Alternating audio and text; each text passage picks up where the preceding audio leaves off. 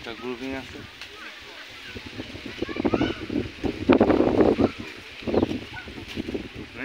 পরে কণ্ঠ বসিয়ে দেবেন এদের পরে খেলে কইতেছে রাজু ভাই এটা গ্রুপিং করুন না। আমার একটা গ্রুপের লোক আছে, আমার বললাম আছে।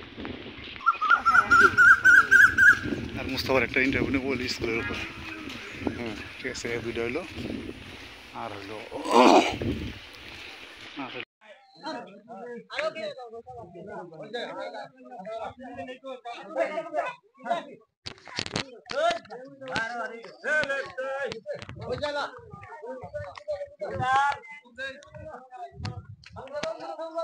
আসসালামু আলাইকুম।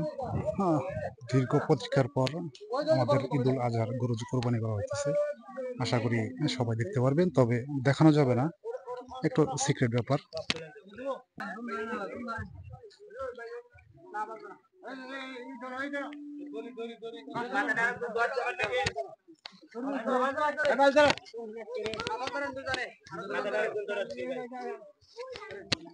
হ্যালো গাইজ, আপনারা দেখতে পাচ্ছেন ইনশাল্লাহ কোরবানি হবে। আমাদের হজর সব কোরবানি করবে, দেখা যাক কিভাবে কোরবানি করে।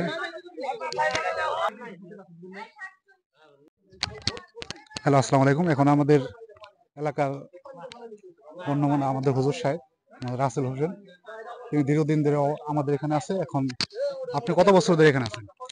আলহামদুলিল্লাহ, আমি এখানে প্রায় 15 বছর শেষের দিকে। আচ্ছা, 15 বছর শেষের দিকে। তাহলে আপনি তো এলাকার সবাই সুপরিচিত লোক। এখন কোরবানি দেওয়ার এটা মাসলা কি, একটু আপনি কি বলবেন? আলহামদুলিল্লাহ, কুরবানির মাসআলা হলো, আল্লাহ রাব্বুল আলামিন বলেন, লা ইয়ানালাল্লাহু লুহুমুহা ওয়ালা দিমাউহা লাকিন ইয়ানালুহু তাকওয়া মিনকুম। রাসূল কারীম সাল্লাল্লাহু আলাইহি ওয়াসাল্লাম বলেছেন, মান কানা লাহু সাআতুন লাম ইয়াহদাহি ওয়ালা ইয়াহদুর মুসাল্লানা। তো রাসূল কারীম সাল্লাল্লাহু আলাইহি ওয়াসাল্লাম বলেন যে যাদের উপর কুরবানি দেওয়ার সামর্থ্য রয়েছে তারা যদি কুরবানি না করে, রাসূল বলেন যে তারা যেন আমার ঈদগাহ ময়দানে না আসেন। আল্লাহ রাব্বুল আলামিন বলেন যে তোমরা যে কুরবানি দাও, কুরবানির গোশত, কুরবানির চামড়া, রক্ত কিছু আমার নিকটে পৌঁছায় না, পৌঁছায় তোমাদের তাকওয়া। এজন্য আমরা যখন কুরবানি দিব অবশ্যই তাকওয়ার সাথে কুরবানি দিব। আমরা যখন কুরবানি দিব আল্লাহ রাব্বুল আলামিন রাজি এবং সন্তুষ্টের জন্য কুরবানি দিব। আর ভাগে আপনি কিভাবে ভাগ করতে হয় সেটা একটু বলবেন? হ্যাঁ, কুরবানি গরু, মহিষ, উট এগুলোর মধ্যে সর্বোচ্চ 7 জনে শরীক হতে পারেন।